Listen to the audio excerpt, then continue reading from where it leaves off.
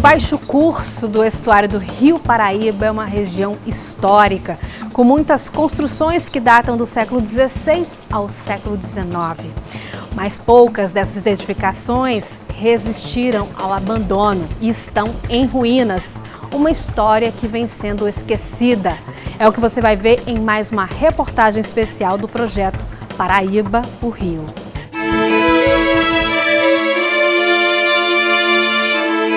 Os colonizadores portugueses fundaram a cidade real de Nossa Senhora das Neves, hoje João Pessoa, numa colina nas margens do rio Sanhauá.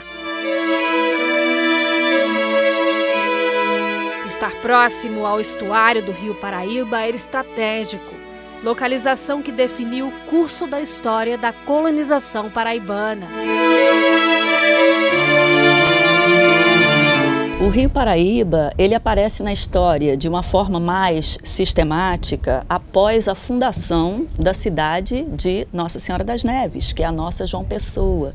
E isso foi em 1585.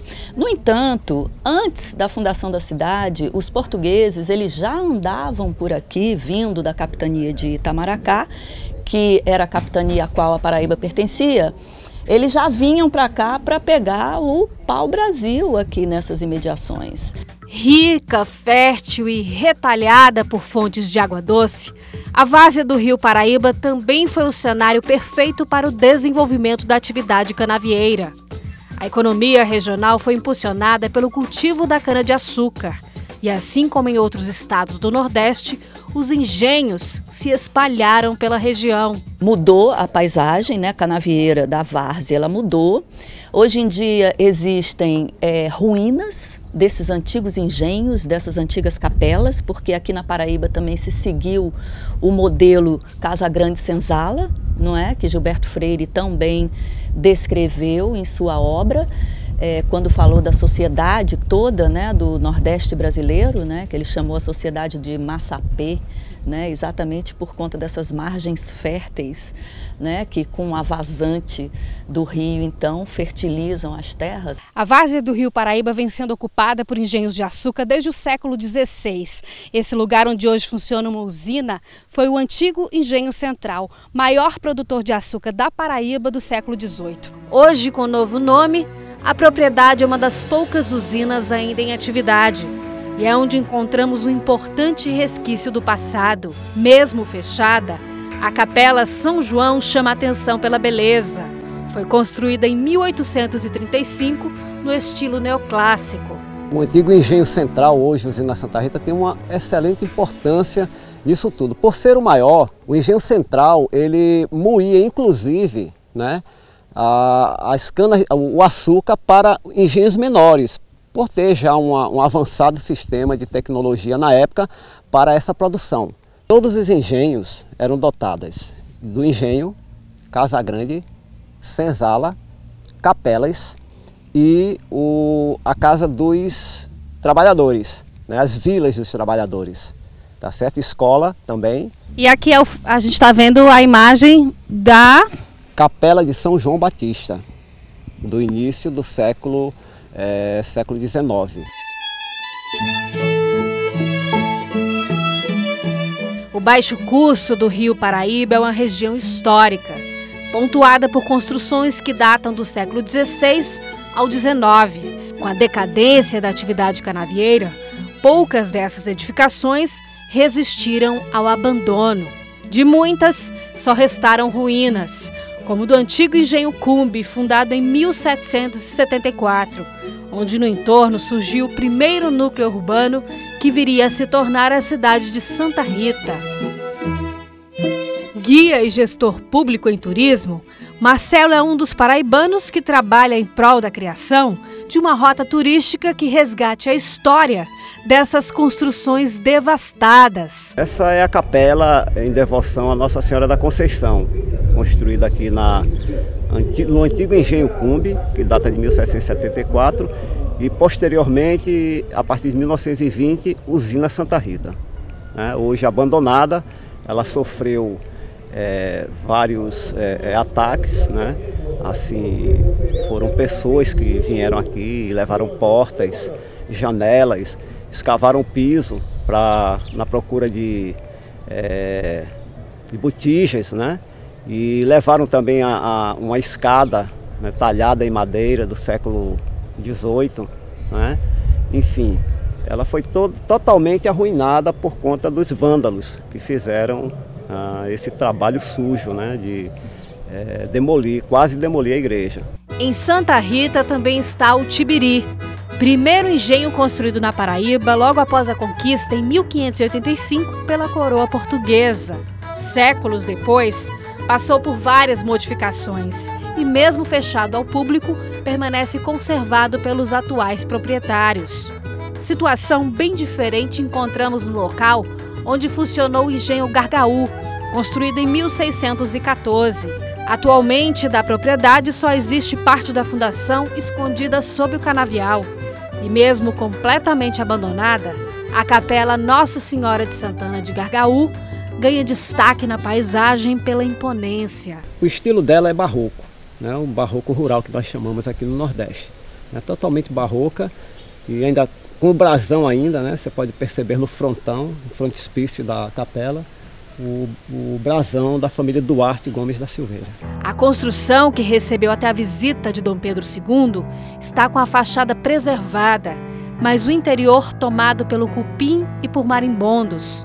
O telhado, altar e pintura muito danificados. E na lateral da edificação, até um muro foi construído de forma irregular, alterando ainda mais a estrutura original da capela. Completamente abandonada e em ruínas, assim como outros patrimônios, né, que num total de 16 hoje existentes, é bom ressaltar que 9 estão em condições de visita. E a gente espera que os poderes públicos, FAM e FAEP, e os municípios, né, restaurem um dia esse patrimônio, que é de muita importância para a nossa história, para a nossa cultura, enfim, e para o turismo. De Gargaú, pegamos estrada com destino ao distrito de Forte Velho, onde o guia de turismo nos conduz a uma das ruínas mais importantes da história paraibana e que também fica em uma propriedade privada. Estamos mais ou menos na metade da trilha que leva ao Mirante do Atalaia e daqui a gente percebe por que esse território foi tão importante no passado para a colonização da Paraíba e também porque hoje tem uma das paisagens mais promissoras para o futuro do nosso turismo. E percorrendo mais alguns metros acima, chegamos à Torre de Atalaia, construção edificada em 1763 para auxiliar na proteção de um território muito assediado por invasores interessados na extração do pau-brasil. As várias tentativas de invasões foram debeladas, né, por conta justamente dessa localização geográfica, onde existiam 3 baterias de comando para rebater essas possíveis invasões, como o Forte de São Felipe e São Tiago, que não existe mais, nem as ruínas, o Forte de Santo Antônio, localizado na Ilha da Restinga, e a Fortaleza de Santa Catarina.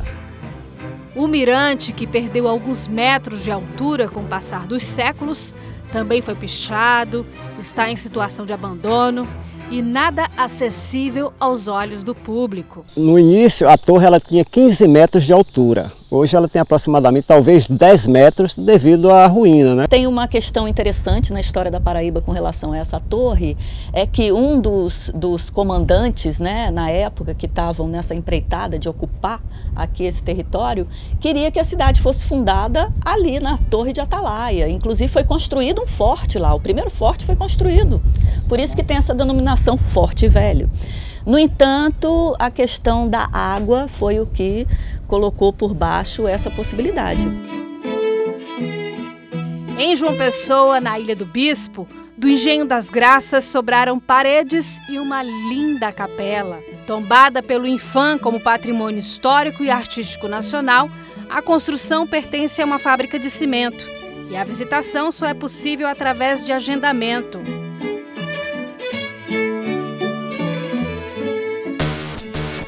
Construída em 1840 e tombada como Patrimônio Histórico da Paraíba, a Ponte do Baralho, que por mais de 178 anos foi a principal interligação entre João Pessoa e Bahia, está interditada há mais de 20 anos para a passagem de automóveis. A estrutura da ponte, que passa sobre o rio Sanhauá, corre risco de desmoronar, por causa da oxidação da estrutura de ferro.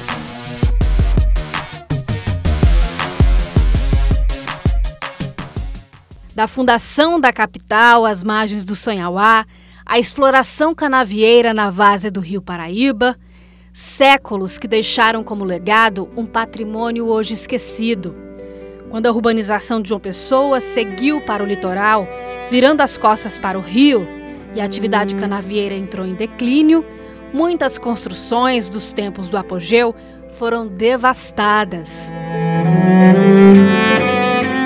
E quem sabe o interesse da atual geração em conhecer esses importantes marcos do passado tenha o poder de restaurar uma história em ruínas. Parece que os órgãos, os poderes constituídos não têm atração pela sua história, pela sua tradição, pelo início de tudo, enfim, né? Porque você preservar o seu patrimônio histórico, a sua história, preservar a sua própria identidade como pessoa, né? E de onde você veio, das suas origens, enfim. Então tá aí os patrimônios aí em ruínas, mas que precisa do apoio dos poderes públicos para que eles sejam revitalizados e restaurados. Toda essa história, ela poderia ser muito mais bem aproveitada e resgatada do ponto de vista turístico, inclusive. Tem vários engenhos e capelas em toda essa região da várzea do Paraíba que poderiam sim ser motivo de exploração econômica, sendo que agora voltada para o turismo. No entanto, a atividade canavieira permanece e, infelizmente, o que a gente vê é que muito dessa atividade econômica atual ela está passando por cima dessas ruínas históricas, ela está passando por cima dos sítios arqueológicos. O que a gente tem aqui no estuário, ou seja, na várzea do Rio Paraíba, é uma história esquecida.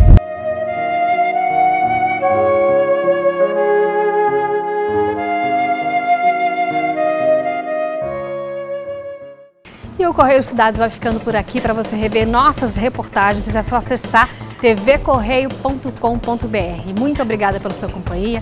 Um ótimo domingo para você, para sua família. Até mais.